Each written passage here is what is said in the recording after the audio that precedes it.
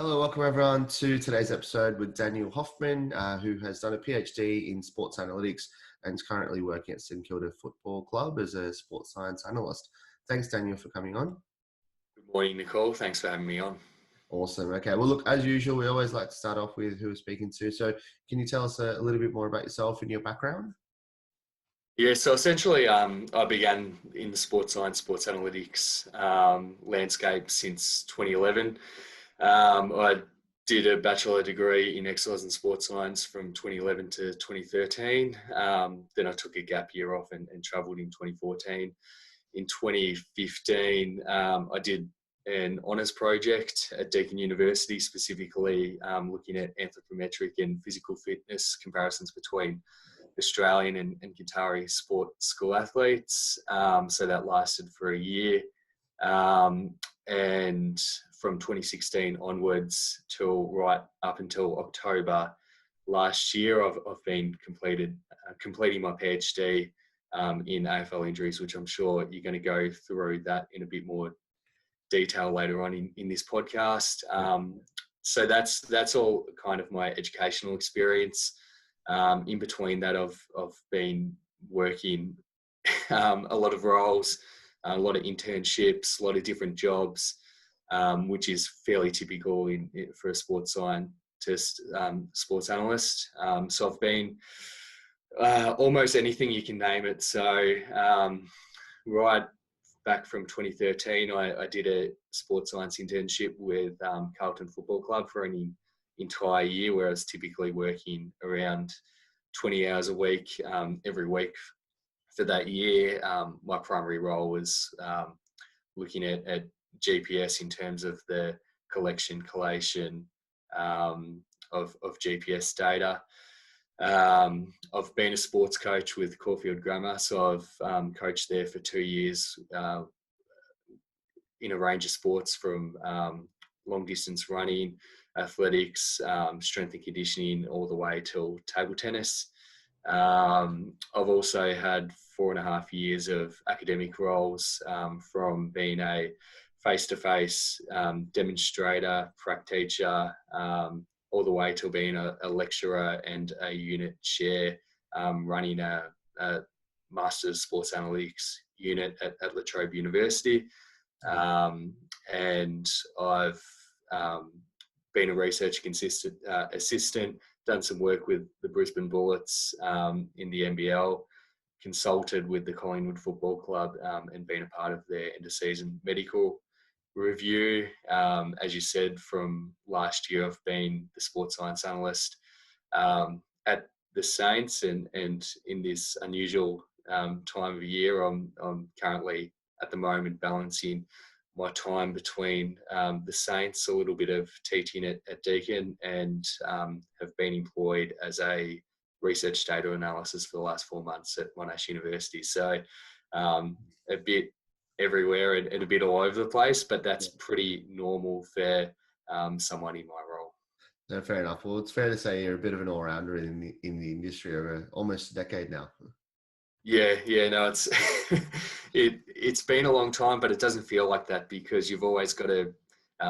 The key words in coronavirus times is to be agile and flexible, but the reality of a sports scientist or sports analyst is to be agile and flexible for your whole career, and the day you stop learning is the day you get left behind.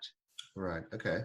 And look, you obviously mentioned your PhD. You know, it sounds like that was you kind of led up to that in your career, but that's 3 years out of your life, right? So can you tell us a bit more about your PhD and the area that you focused on there?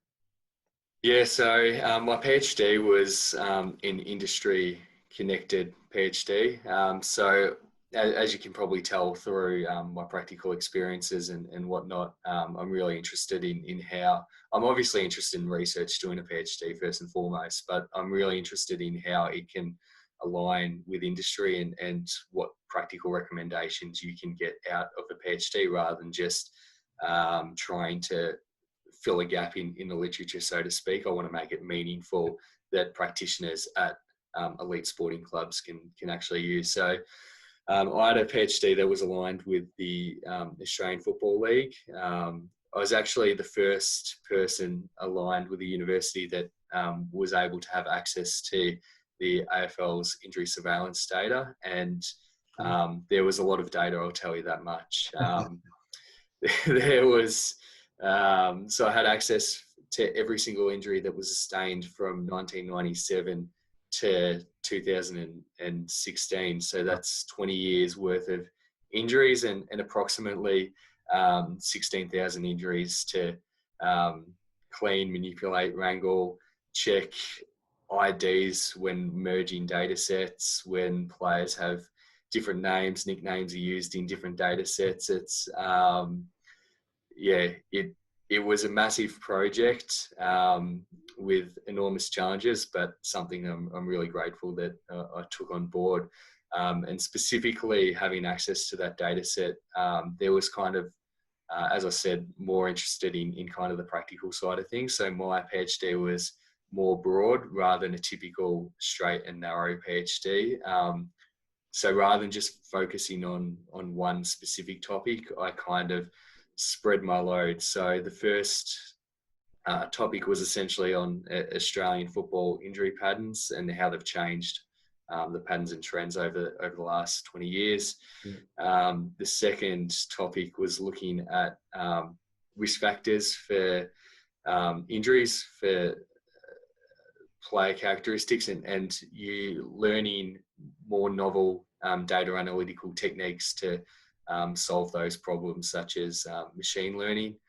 And my third area, where I did 2 studies in that area, was looking at the association between injury and performance, more specifically how injuries to teams influenced where a team would finish at the end of the season, where they would finish on the ladder, if they would make finals, if they wouldn't make finals, so on and so forth. I can go into a lot more detail for each of those 3, as you can imagine, spending 3 years of my life doing that. But it depends on what you think and what the audience would like to know. I'm happy to go into as much or a little detail as you'd like.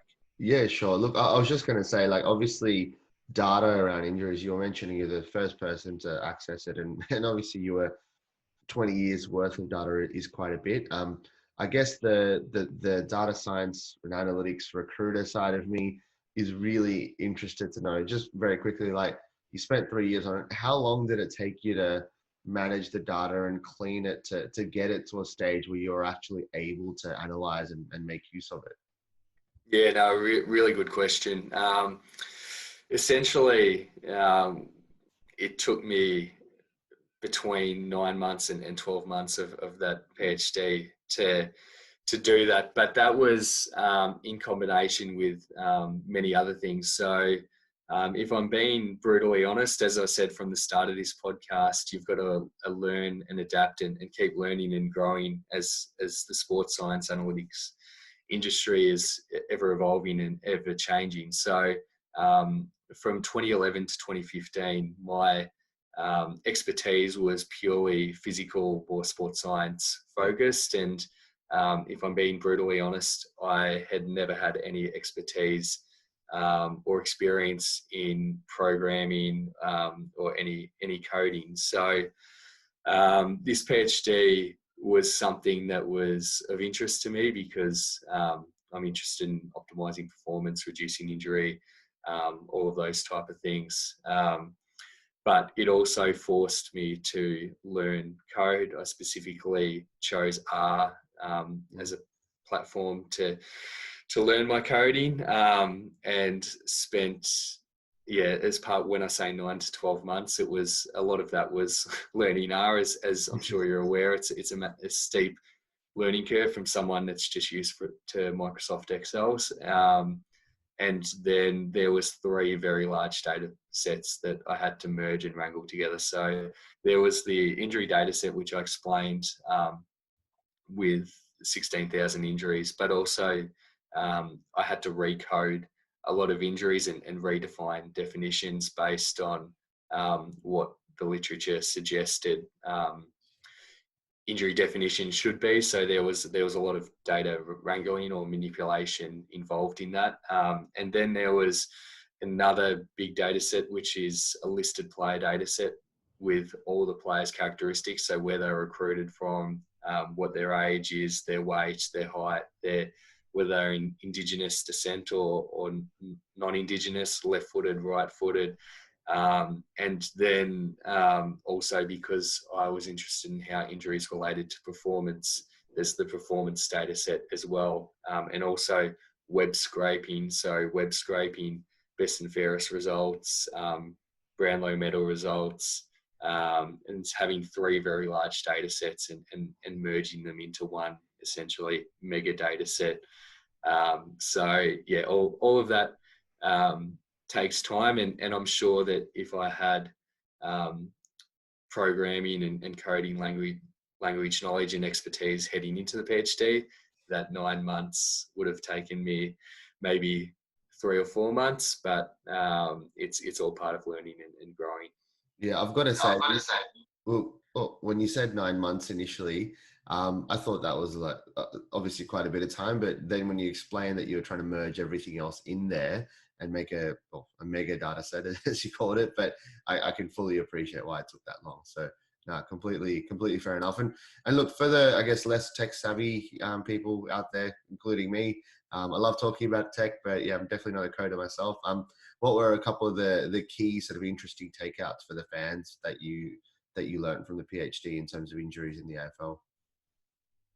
Yeah, so I guess one of the key findings that in terms of trends and patterns was that an injury area comprising of the shin, ankle, foot, that over that 20-year period progressed from the third to the most prevalent match injury body site, which increased by approximately 11 mismatches per club per season, or in other terms, that's a 51% growth in shin, ankle, foot injuries over that 20 years, and obviously that finished in 2016, but and I don't have the data from 2017 onwards, but I'd speculate that that's continuing to rise. There's been a lot of syndesmosis injuries, particularly in the last 2 years in Australian football, and I just had a quick glance at the AFL injury list just before this conversation, and for example, Essendon and Fremantle both have 6 shin, foot and ankle injuries between them. So 12 of those type of injuries just for those 2 clubs at this one time point. So I guess that's something that's in the media now, and something that my data has shown has been a trend that's progressing towards that the increase in those type of injuries. Something else that I guess might be interesting to the audience is the relationship that injury has with team performance. So I guess the lay sports fan typically wants to know whether the team will make the finals or not make the finals or whatnot. And typically injury studies that have aligned with performance have looked at a pure association between injuries and performance, but they haven't weighted injuries by player value. Right. So I also weighted injuries by player value. I weighted it in 5 different ways. And what I found was that every way that I weighted it, weighting injuries by player value had a stronger association with team performance than not weighting injuries by player value. And specifically the top 10 best and fairest place getters from the previous season, they had the biggest influence on a team's performance in the subsequent season. And in layman's terms, when a team had 27 or more mismatches by those valuable players, they would typically miss the final series. And wow. What that means in AFL is 9th or lower out of 18 teams. Yeah, that's actually really interesting, because when you think about it, 27 games doesn't sound like a lot over 10 players. And if you're gonna, if that's gonna happen, and that means that you're likely to miss finals, that's a really important factor. And look, just as a sporting fan, when you thought about these results, what potential ways could clubs look at this, and or what potential actions could clubs take after looking at this information? Um, so for the individual, for the relationship with team performance, that finding. Yeah, yeah, because I guess if they know, well, obviously every club knows that you want to keep your best players healthy, but when the numbers are shown to you, and I'm not necessarily saying that, I'm not saying that you've gone to all 18 clubs and put this out there, but like if you did go to a club and sort of put this out there, like what are a couple of things that the club could do to even better manage their sort of list, or is it basically just keep doing what you're doing in terms of the sports science space and take care of your players? Yeah, so there's a number of different things. I'm just providing I guess the analytical output for what's actually happening. I'm Yeah, less of why it's actually happening. There's a couple of things. The first thing, which is not really appropriate from an ethics standpoint, but one, I guess one takeout from it could be that the most valuable players that you have on your list, the 10 most valuable players, they could have, I guess, um, they could be treated better off than the other players in terms of having more time and more resources given to them from a medical standpoint, physical yeah, standpoint. They're better looked out after. So in AFL, there's 45 on average players per list. So it's essentially could be a separate treating of those 10 players versus the 35 other players rather than equal across the board. But obviously that would be an issue ethically. yeah, yeah, There could also be other takeouts in terms of we know the importance of those key players missing matches. So rather than, especially earlier in the season, rather than having a player that is probably 80% right and they're on the edge of playing in that match, maybe it's a little bit better to be conservative for that player and miss only one match rather than the risk. And this is where injury risk profiling comes into play as well. yeah, Rather than if you have a red flag or there's a large degree of risk based on your own practitioner knowledge and expertise that maybe there's a chance that they'll miss 4 matches if they re-injure themselves in that match. Obviously, missing one match and being more conservative is better than that player missing 4 matches. For you might lose that game specifically, and that's the risk you take, but it's better in the long run because that player's more available to play more matches in the yeah. long run. No, interesting. Sweet. Okay. And I think with coronavirus this year, and especially with the 20 games in 20 days at the moment with the AFL, I can appreciate that the sports science departments are going absolutely crazy at the moment, trying to manage everything. I was just going to say, I guess on a broader note, you've spent almost a decade now in the industry as a bit of an all rounder that's done more sort of jobs and sort of or types of jobs that we could probably go through on this podcast, as you were saying before. But in terms of the industry, though, how has it evolved over the last sort of 8 or 9 years? Yeah, no, really good question. Um, the main way it's involved is sports analytics, pure and simple. There's so much um, data coming out from sport teams now, and it's been able to. There's a lot of teams, not just AFL, but across the globe, whereby there's so much data being collected, but the individual clubs aren't maximising that data. So that's something that's changed. Like, I mean, 10 years ago, it was we didn't even have GPS units per player. So in the sports science department, they would extrapolate maybe having 2 to 10 GPS units per team when you've got 45 athletes, and obviously in a sport like Australian football, where there's so many different positions and different profiles of athletes, and you can be 210 centimeters tall or 170 centimeters, and different running capacities, different strength capacities.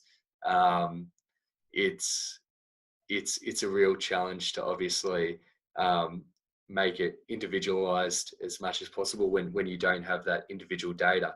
So essentially programs were being made based on just experience and I guess having the coach's eye and observing what was happening and making your own mistakes and learning from those mistakes. Whereas now we have each player has their own GPS unit.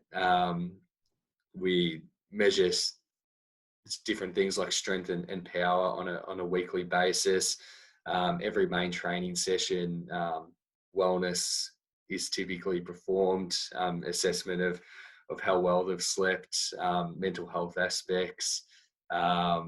We have data on body mass. We have data on nutrition, skin folds, all on a individual basis, and obviously injury data as well. So I guess we're better able, how it's changed over the 10 years is that we can more individually and have the resources now to be able to collect that individual data, and it's transitioned into, I guess, roles becoming available with people that have good, I guess, computer nous and being able to apply their applied sports science background to analyze the data, but have those key interpretations from it. So rather than having someone that is a whiz and say a computer scientist, but doesn't have that contextual knowledge, there's more positions available whereby you'll have someone that's managing that those large data sets, providing insights from it and looking at the results and being able to make informed decisions and pass on information to the appropriate people. And there's now roles whereby there's like what we call in sports AMS or athlete management systems, whereby we have roles where there's just people that literally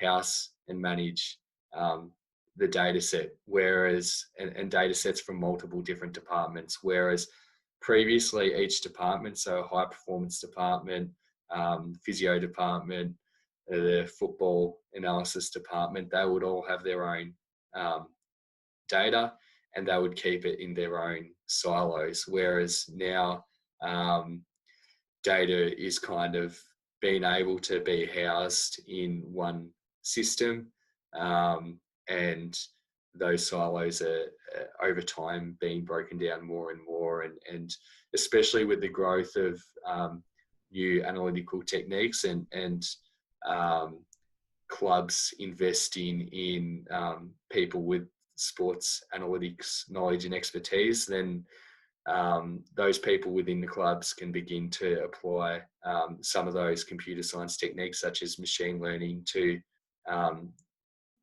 extract hidden insights that are less obvious from like a coach's eye point of view. Awesome. Okay.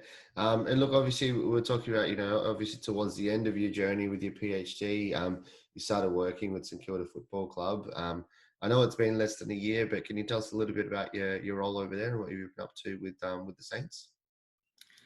Yeah, so I'm employed as the sports science analyst at the St Kilda Football Club, which in broad sense, I'm basically responsible for the administration, analysis and reporting of that physical training data and individual player wellbeing data, which is used to manage the physical, tactical and psychological loads of players, which the key goal is obviously to reduce injury and optimise performance. So my main roles are on main training days and games, whereby although I do a number of different things in terms of body mass, wellness, look at different strength data such as Nord board results for hamstring strength.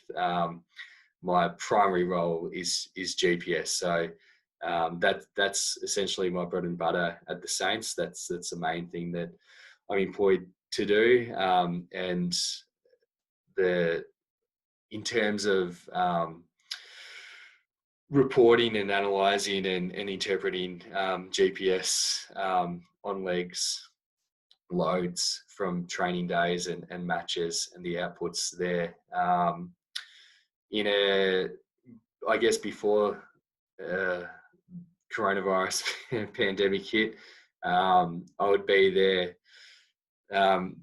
early in the morning and still the day-to-day grunt work in terms of the GPS and making sure that all the players had the units and doing live tracking of the session from training, and then obviously collecting them and reporting them. Now it's just a little bit different. So I'm still doing everything that I was doing before from an analytical and reporting and interpretation perspective. But as you can probably tell from this Zoom, it's not looking too nice outside. It's not as nice as Noosa. So I'm stuck in Melbourne due to this situation, and just doing the same thing. But there we have other people at the club that I regularly communicate with, and they're doing a really good job from a face-to-face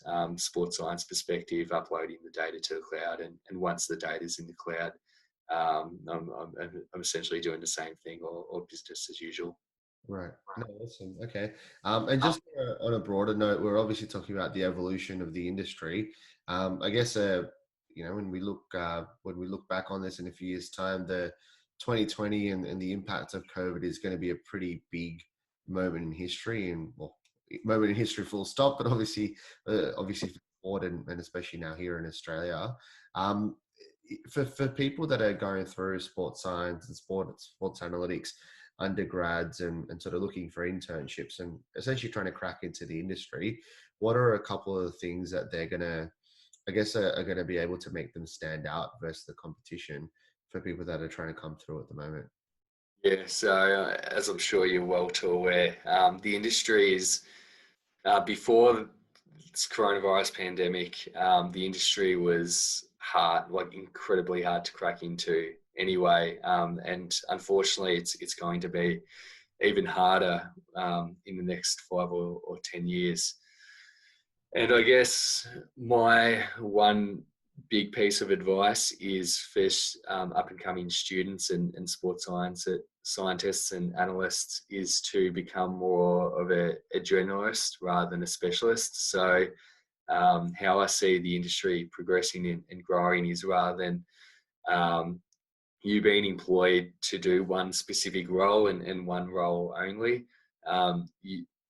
they're seeking candidates that have multiple skill sets and multiple areas of expertise to do multiple roles across the board. So while clubs and teams are less financial during this uncertain period, I would imagine that they would seek candidates that can essentially do 2 or 3 different roles, rather than have 3 different candidates to do 3 specific individual roles. So I would basically learn as much as I can. Don't just go to university and get that piece of paper and say that I'm qualified and I've got the expertise to be able to get that role. I would encourage students to do I know it sucks a little bit, but I guess it's the reality of the industry, to do as much internships and get as much experience as possible during things. If you're doing postgrad, whether it's masters, honours, PhD, use those opportunities. So, like as part of a PhD or even honours or masters, you can go to multiple conferences. So make sure that you're not just there for a holiday or to do your presentation and get it over with. Make sure that you network, seek out people in the field that have the positions where you want to be. Be a sponge, soak up as much knowledge and information as you possibly can. Ask questions. You're learning. You're a student. There's no silly or dumb question. It's better to be well equipped and informed heading into the industry. And I guess yeah, just like I said right from the start, you could probably tell that I was working 3 to 5 different jobs all at the same time while I was doing university at the same time, and probably to the displeasure of my supervisors. I was always seeking how I can apply my research to the industry. So, for example, rather than just constantly talking to my supervisors um, and shaping up my PhD project during that time, as well as obviously working at AFL House 1 day a week for that entire 3-year period. I also went out to 5 different AFL clubs, presented in-house my results and some aspects of how I could apply individually to them. And so obviously it helped shape my PhD to make it more meaningful from an industry standpoint, but also it gave me connections that when jobs like a role at St Kilda or another role comes up, you already know people that work at that club, and you've got a better chance of getting your foot in the door. Like there was already about 5 people at Saints that I knew before I started at Saints, but one person that I guess helped me get that foot in the door was Darren O'Shaughnessy, in that when I was doing my PhD, I presented a side project that I did. Again, doing different things rather than just the straight and narrow and focusing on that, broadening your horizon. So I did a presentation up on the Sunshine Coast for a Mat Sport conference in 2018. Darren also was there to present, and I knew that he had a wealth of experience in sports analytics, worked as a consultant for the Hawthorn Football Club for numerous years. So I reached out to him. He obviously heard my presentation.